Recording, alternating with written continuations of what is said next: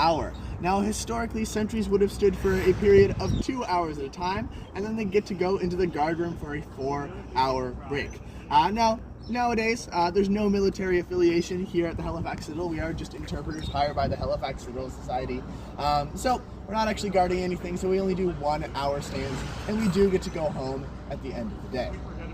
Now, because we're not really guarding anything, we're not really questioning anyone or walking around like historic soldiers used to.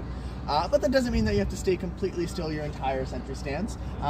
Sentries have a couple of different movement options during their stand. They can go from standing at attention, like this, to standing at ease, giving a completely different hand and foot position, putting most of their weight on their back right leg.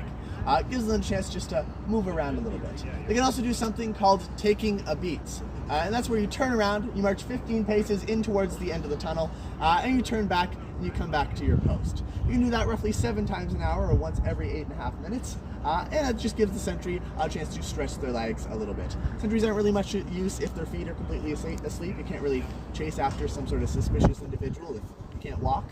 So it gives you a chance to wake yourself up and make sure that you're nice and alert for defending the fort. But pretty soon we're going to see our sentry change.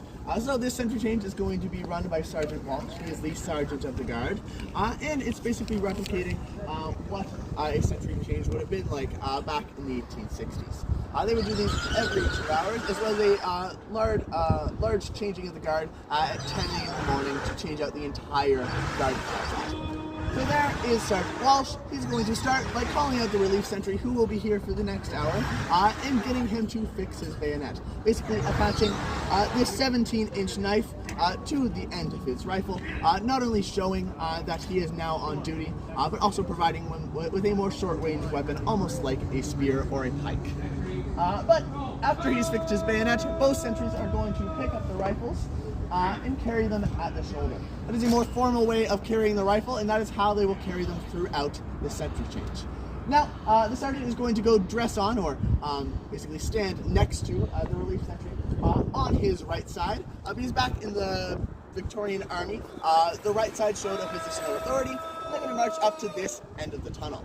When they get here, they're going to exchange a set of sentry orders. Now, the sentry orders were a set of orders that were exchanged verbally every single sentry change to ensure that everyone understood what they were supposed to be doing here at the fort. Now, back in this time period, roughly 45% of the British Army was illiterate, so it was incredibly important to state these orders verbally to make sure everyone understood what they were supposed to be doing.